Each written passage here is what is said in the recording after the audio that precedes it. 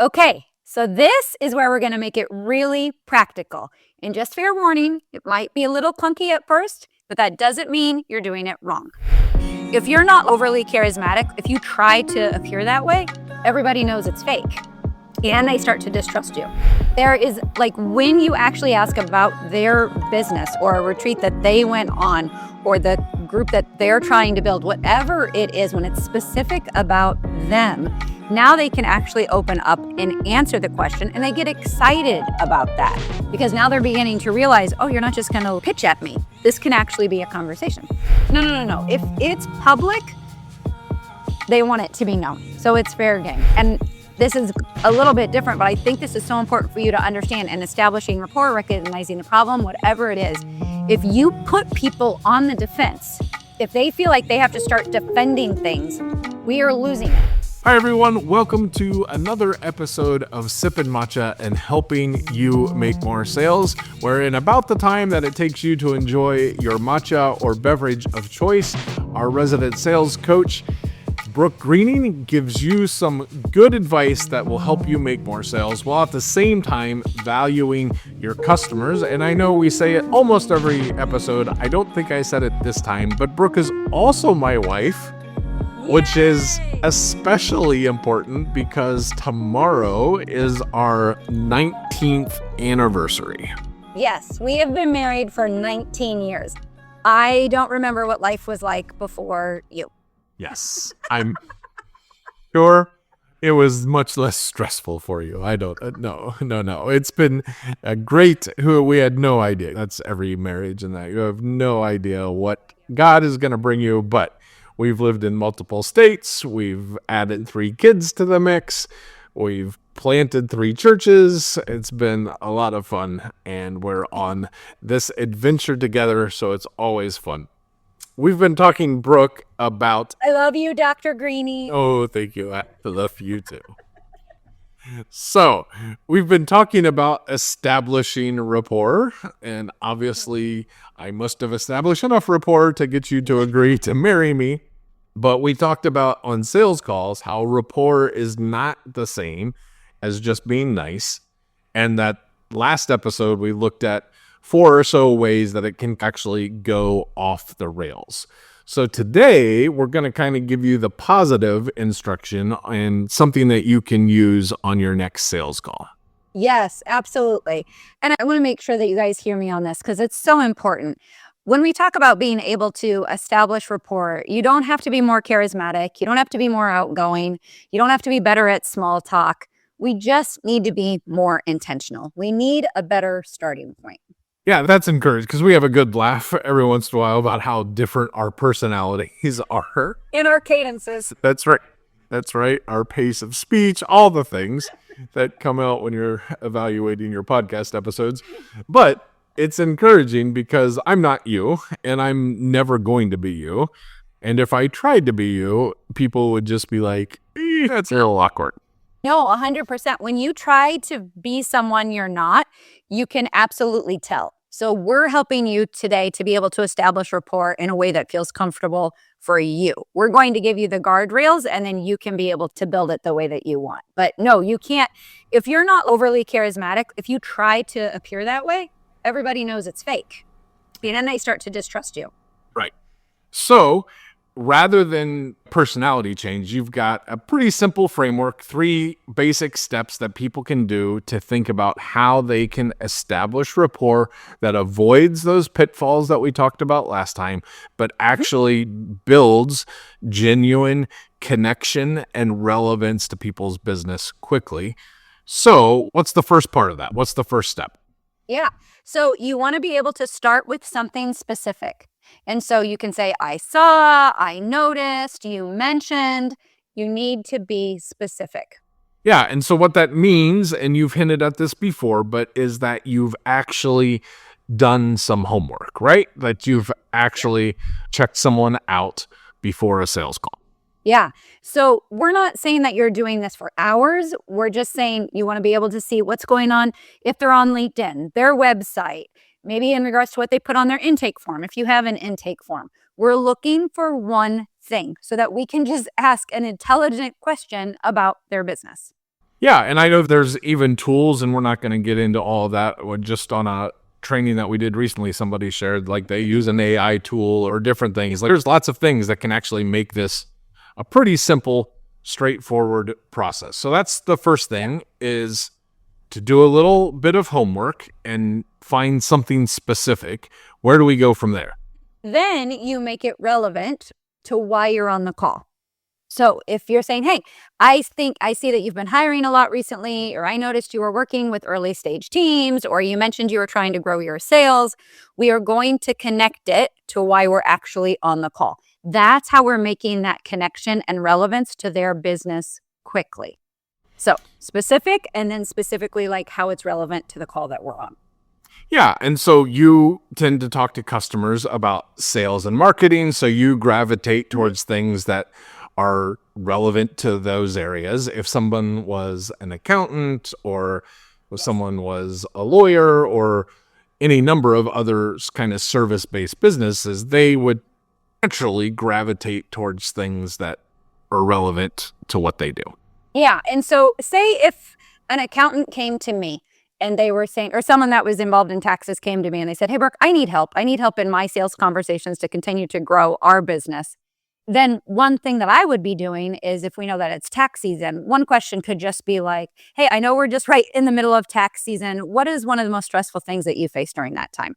We're just trying to have an intelligent question about them that relates to their business. It doesn't have to be earth shattering. And it still comes across very friendly and very encouraging, but it's specifically about them and their business. And that's the biggest difference between how's the weather and something about their business.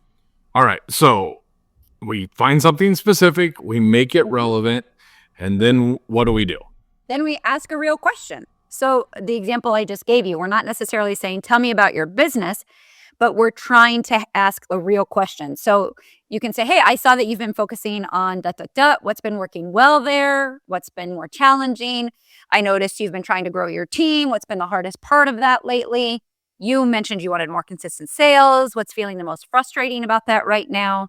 We're just having it specifically to their business about something that they've put out publicly that we're able to talk about. Yeah, and I think the key there is that we're still asking questions. Yeah. You're not just listing off their resume or whatever, but No. they're not generic anymore. They're not generic. There is, like, when you actually ask about their business or a retreat that they went on or the group that they're trying to build, whatever it is, when it's specific about them, now they can actually open up and answer the question, and they get excited about that because now they're beginning to realize, oh, you're not just going to pitch at me. This can actually be a conversation. Yeah, and so I know you have helped many clients in that of yours work through this and know how to apply it in their own businesses. What are a couple of examples of people that have really improved and what helped them see, oh, this is where we need to go? Yeah. So I can think of, there's a couple of clients. And so one of them is, I was helping her and she was really trying to figure out, okay, how do I do this? And she didn't want to be salesy. She didn't want to be stalkerish. And we'll talk about that in a minute. But when we started helping her to understand what it actually was, and I was giving her examples of how to be able to do the homework, to be able to ask these establishing rapport questions, she then said, wait a minute, Brooke, I used to be a journalist.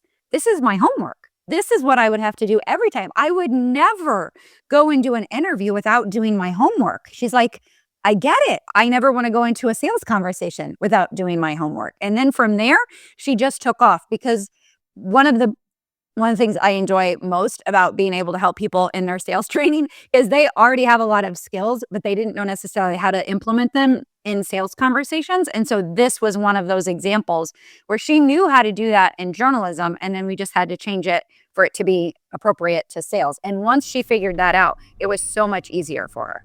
Yeah, and I would just compliment you in light of our anniversary tomorrow that no, as a coach, I think you are very skilled at that, of helping people realize, oh, here's something that I do either in a previous experience that I had or in my natural life that helps me know how to do this in sales conversations. Because many times people like me are like, oh my goodness, like it just is so anxiety causing Yeah. these conversations, that having a couple of those hooks to jump in and say, oh, this is, you do this in normal parts of your life, is helpful. Yes. So you said there was 2 examples. What was the other example? So another example I want to talk about is I was working with her, and she loves to talk to people, and she's so good at talking to people and getting people to feel comfortable. But she kept telling me, Brooke, I feel like I'm on a plane and I just keep going round and around, around and around in small talk and understanding. And I don't know how to land the plane. I don't know how to move forward to actually talking about their business. So sometimes she would end up talking to them. They'd have a great conversation, but it'd be like 30 minutes, 20 minutes or so. And then people need to go.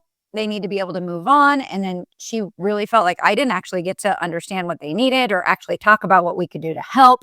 And so we were able to explain, like, hey, this is how you want to be able to do your homework. Like, these are the things we're going to look for. And these are the types of questions you can ask. So I would work with her and help her to just know, like, ones to be able to ask. This is not a long piece of it. We talk about our 70-30 rule all the time. Like, we're not talking a lot in establishing rapport. But if you have 1 or 2 questions that are relevant to their business, and it's just an intelligent question, you will be amazed at how soon they open up. And that's what we were able to teach her. So then she didn't have to go around and around and around. She just had 2 good questions, and then it was able to move very smoothly into the rest of the conversation. Yeah, and I think it's another example of when you have some intentionality, when you have a plan, you can avoid some of these awkward transition points in the conversation. And so here's another spot in your framework where that comes up. So if someone was wanting to do this, okay, I know I've got to do this. Like last week, I wasn't sure if I liked you so much because that was everything I'm doing, but I have a little bit of hope. Like, I want to do it. What should people do this week? They should join my sales lab. But before that, what you can do on your own is you want to be able to find one specific detail. You want to turn that into a thoughtful question. And that's all. That's it. That's all you have to do. So you're going to do a little research. Like I said, are they on LinkedIn? Do they have a website? What's going on? Like, we're going to find something, one specific detail, and we're going to turn that into a thoughtful conversation that, again, is relevant to their business. Yeah, and I think if you're nervous about this, if you're feeling awkward, I think the key with this is just commit and go for it. Like, even if it's a little clunky, even don't give up halfway through and default into bad. Just give it a try. You'll be surprised at how well it goes. Yeah, no, absolutely. Yes. 90% is showing up. Do it. All right. So when you make these suggestions to people, and that you often hear some common questions, some common pushback, and maybe some common like mistakes that people make. I think one of the common ones is this feels sort of stalkerish. I don't know if I like that. What's your answer to that?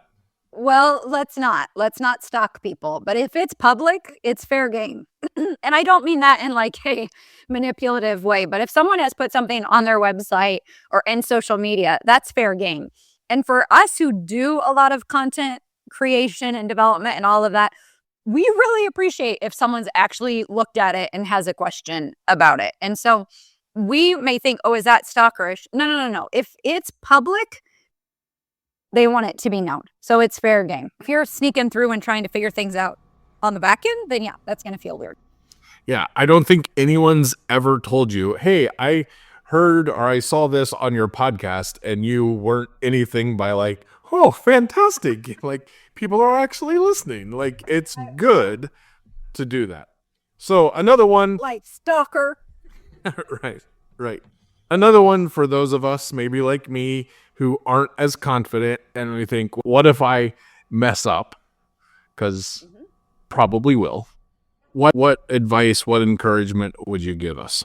You probably will. Because in the beginning, you're trying to figure it out. And there might be some like objections that you've got going on in your head. Like, is this really going to work? But it doesn't even matter if it's a little clunky or if it doesn't come out exactly the right way. Because what you're doing is you're showing that you care enough about their business that you did some homework. Now, I would say, don't wing it. Do your homework and then practice it. Practice it in front of the mirror. Practice it a few times. But even if it gets a little clunky, It's okay. The more you do it, the easier it will be. And then it will start to sound very conversational very soon. But just realize what they're realizing in that moment is not, oh, they've just stumbled over their sentence, because we're human. We do that in any part of our world. But what they're realizing is, oh, they actually care about our business. And we always talk about, like, people want to be able to work with people that they know, they like, they trust. This is when you're not working so hard to make a connection. You are saying, hey, I respect you. I respect your business. And so I have an intelligent question about it. Just as another example, it was someone who was like in IT security. And I knew nothing about IT security, but they had a blog post. So I was able to read it and then ask a question about the blog post. That's what we're talking about. You don't have to be brilliant in their category. You're not going to be, probably, but it just shows that you care. And I am telling you, it completely separates you from your competitor. So when they go and talk to the competitor and their competitor doesn't do any of this, they're thinking, yeah, but Brooke did. And so now they're thinking of you while they're sitting in front of the competitor. It's that important. Yeah, and it's not a performance. Like, you're not memorizing a play or a soliloquy or anything like that. You're just trying to have a conversation with someone. And like 95% of the time, if you ask a question that's relevant to their business, people like talking about their business. People like talking about what's going on. And they will open up. You will find more about what's actually, like, because our whole goal is, what problems are they facing? What kind of frustrations are they dealing with right now? And so you will be surprised how fast that will open up if you do this. Okay, sometimes what happens, because people, maybe there's the trust issue, maybe it's their personality, whatever the case is, but you ask what you think is a great question, and then they give a very short answer. What should we do then? That's great. Let's just validate that and then ask another clarifying question. So just think about, as you're preparing, as you're doing your homework, what could be another question I could ask after this? And some people may. I'm not saying everybody in the world is just like, oh, you're a beautiful salesperson, is so encouraging. Like, that's not necessarily it. People have different personalities. If it's a short answer, okay, no problem. Let's have one clarifying question, and then we're gonna keep moving on. Doesn't mean that you did anything wrong. Doesn't mean that they're annoyed. Just that might be their personality. Okay. Now, I think one of the maybe most confusing things, and it can end up being perhaps the biggest error that people have, and even like with the examples above, you're trying to make it relevant or that type of thing, but this is not the time to ask a certain type of question. And what type of question is that? We are not diagnosing anything at this point. So this is for like my marketing friends, people who are dealing with websites, whatever it is. If you notice something that you're doing, like you're doing your homework and you're like, whoa, they're like, for us, oh, their website is a little confusing. Oh, their button doesn't work. Oh, their messaging isn't helping them to be able to get more sales calls. Like, whatever the case is, this is not the time that we are diagnosing it. We are not saying, hey, I looked at your website and I noticed this problem. No, that's not what we're doing. We are saying, hey, we can look at their website. We can talk about what their blog articles are or whatever it is and have an intelligent question for them. But we are not diagnosing it, because then that turns it back to us and we're going to miss what we could be learning from them. So that's a big thing. A lot of people will do that. They'll be like, hey, I was looking at this. I noticed this problem. You can share that later. Absolutely. Because I think people want to know what's going on, but this is not the moment to do it. Yeah. And I think for you help a lot of service providers, sort of B2B businesses. And so it's easy in all of those circumstances to do that. The same type of thing you were talking about with an accountant, or that with tax season. And the difference is, before you were like what's stressing you out, or that type of question to build rapport. Not the question wasn't like, did you know about this deduction, or did you file this form? That may come later if you work with someone. That's not necessarily a rapport building thing. And actually, sometimes when people jump in too quick with that, with me, I'm like, oh, you're just trying to set me up, or now I have to say yes to you because at the end of the call, you're going to come around and say, what, you don't want your website to fix? What, you want to give the government $1,000? Like, well, no, obviously not. But it can be very frustrating. And that's why I'm saying we don't do that. And if we do notice something, we are going to use it not in this moment, but we will use it as a helpful, like something to say, or how do I want to say this? This just happened on a sales call I was on where I was like, look, I'm not saying this in regards to you needing to hire me at all. I'm just saying like these buttons don't work. And I just want you to know that. That's it. But that's not in the establishing rapport, because you're exactly right, Scott.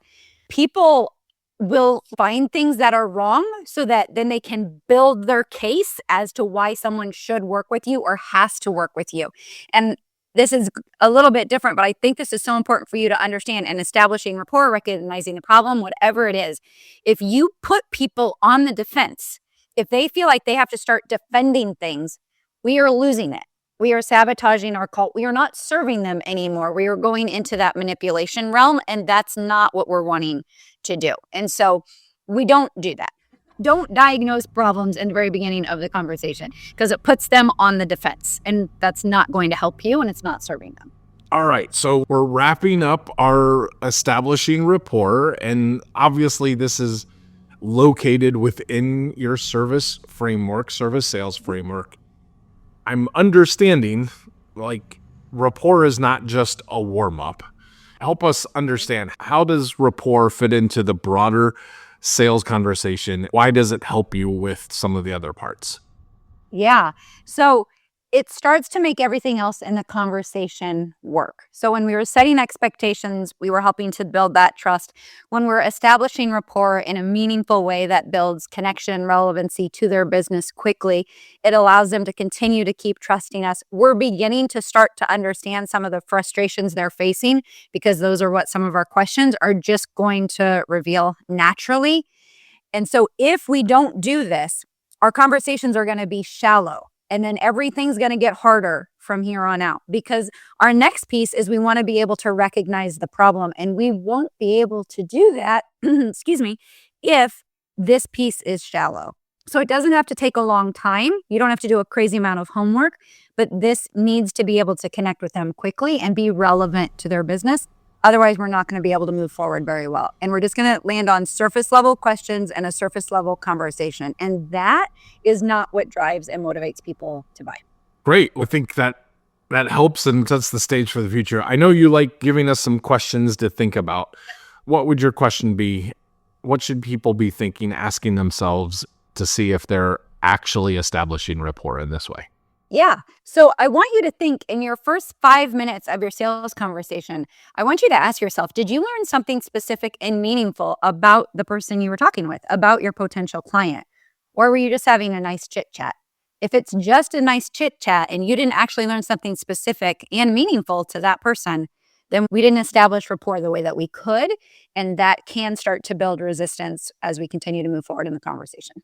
Yeah, and if people want to know how strong their rapport is, how well they're doing in that, and the rest of their process, you've created your sales conversation assessment that people can take, and they can find that at buildingmomentum.info/assessment, and they can discover what are the strengths of their sales conversations and what are the weaknesses that they have. Next time, we're going to be moving into recognizing the problem. And what happens with this, Brooke? This is what I say all the time. But if you get the problem wrong, everything's going to start falling apart.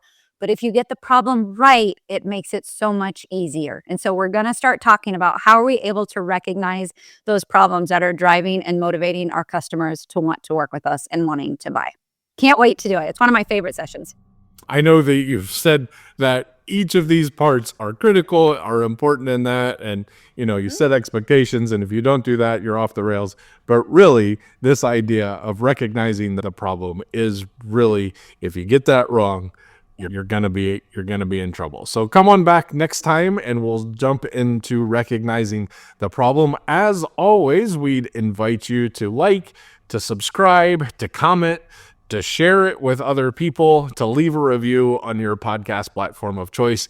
That would all be great things. And you can find out more and leave us questions if you'd like at buildingmomentum.info/matcha. We'll see you next time. Have a great day.